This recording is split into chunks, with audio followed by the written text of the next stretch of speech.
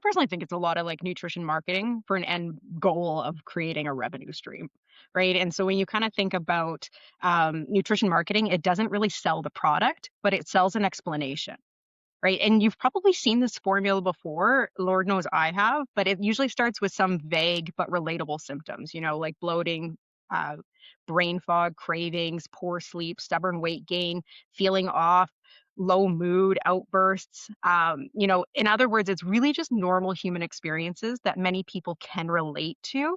And then it reframes these experiences as a sign that something is wrong with you. So it creates that doubt. And then the next step is building on that doubt is maybe you've been doing everything wrong. Maybe your body is broken. Maybe the professionals that you trusted are missing the real issue because they don't know. And then once you're feeling confused and discouraged, here comes the solution. Buy this supplement, follow this reset, cut out this food, join my program. It's that simple formula of create insecurity, build distrust, offer certainty, and then sell the fix. And if we weren't talking about nutrition and we were talking about this in the context of like a relationship, this is an incredibly unhealthy relationship. And this is what gaslighting is, essentially. Literally. Yeah. Yeah. Yeah. And so this is where, it becomes really challenging. And the one thing that I'm really seeing now is this is really the first time that I've observed in my career where people are using their own bodies as marketing tools. Sometimes like an influencer, they're selling a lifestyle or a supplement through their own image or their own transformations. Or what's happening more and more is companies are hiring actors or models. So they're selecting between thousands of people to get the right person to represent their product. And they're really kind of playing up this relatable success story. Right. And so either way, it feels incredibly personal. It's very visual, it's very real, and it makes it so much more powerful. And like even as a health professional, I understand why people get pulled in. I was being targeted last year for children's supplements. And they kept promoting how this one supplement cured all of my kids' bad behavior. And all of a sudden they started listening and all of a sudden they started eating better. And it was like amazing versus normalizing the fact that growing up is hard. Like, having hormone changes is challenging. Our brain is developing and that feels difficult, right? So it's not necessarily the supplement that's going to make that better.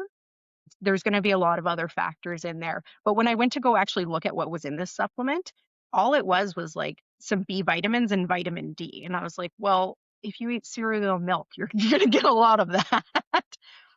Right. So then I think that No, no, no. that's where there's a lot of this like misconfusion or there's misinformation out there of like, yeah, there's a thread of truth that these types of vitamins and minerals can help with our mood and our energy and all of that kind of stuff. But then it's blown up in a different way. Just keep coming back. I mean, I feel like the piece that you mentioned around insecurities and common problems that are probably just a part of the human experience in many ways that will, I don't know if they'll ever be solved because again, they're just a part of the human experience, but you latch on to one of them and then you start just, poking and prodding and they're hyper specific.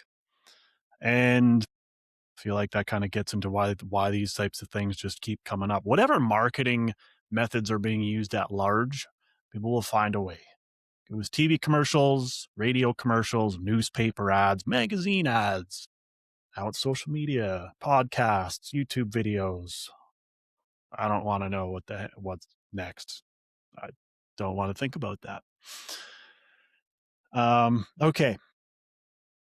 I feel like we've covered hopefully a little bit of stuff that you've all seen before and give it a bit of a sense of why we're even here talking about this to begin with.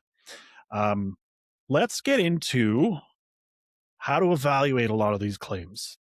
A lot of different ones. There is, I mean, it could be online, it could be in a paper, it could be wherever.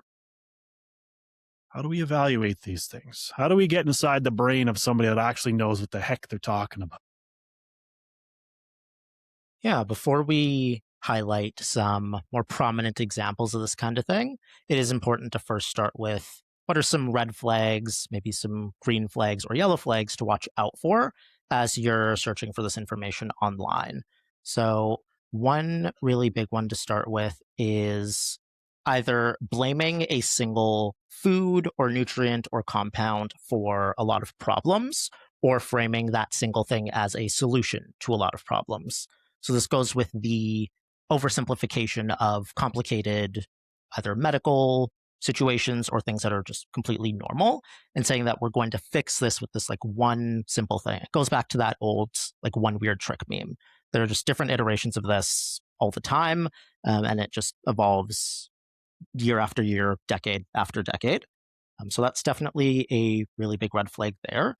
Another one is using personal anecdotes and highlighting that above scientific research or more, I guess, population level type of data. So someone might use this in the way that Kelsey said of like, it could be selling more so how they look, like using their body as part of the marketing. It could also be using their own experience, not with an aesthetic thing, but more maybe like a medical thing.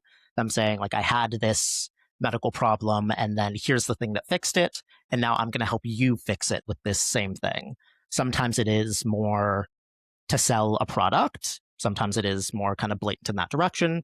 But there are other times where people do potentially mean well and do truly believe that their system or their protocol is going to help with a particular problem, or their thing got better while they were doing these things, and they just want to kind of share what they feel truly to be helpful.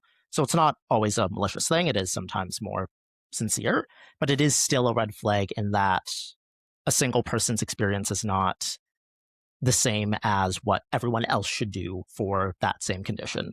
People might have the same condition where their effective treatment is different.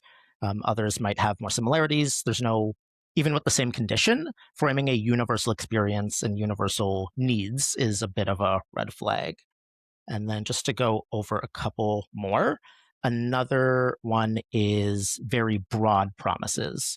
So this is kind of like we say that this one thing, it's not like a one weird trick to fix your one specific problem. It's saying that this is the cause or that this is the solution to just about everything. And we're going to talk about some examples that are more broad like this in a moment here. Another really big red flag is restriction. So some online systems or protocols might say you need to take out just about everything, or taking out like most foods and creating like a very small list of safe foods. That high level of restriction is quite a red flag in that there are certainly medical conditions that we'll talk about where restricting certain foods or types of foods is warranted, but claiming that universally, saying like no one should eat any of these things, or this is the cause of all these 10 different issues, that in itself is a red flag. The only thing that we should really universally be saying people shouldn't eat are things that aren't food. Like, yeah, don't eat Tide Pods or something because they're not food.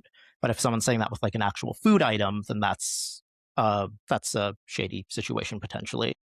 And then one more that we'll try to highlight in some of these examples is how somebody is selling the level of evidence or certainty that is in their claims. So this can look a few different ways that we'll talk about, but this could be something like, let's say someone is citing different broad level research, like let's say meta-analyses on a particular topic and using that as their evidence, versus saying that you should kind of trust them based on whether it be like anecdote or kind of cherry-picked stuff, and just kind of being really adamant on that one particular way, not acknowledging that maybe evidence on a particular thing may change over time, and just saying things with like 100% certainty. There are situations where evidence very strongly goes in one direction, but we should also acknowledge that that is something that changes over time. So those are some ones that we'll kind of start with there as just a high-level overview. And now we can take a look at how some of these things are used, and you can try to follow along and see if you kind of spot it as we're going through some of these different diet trends and claims that we've come across.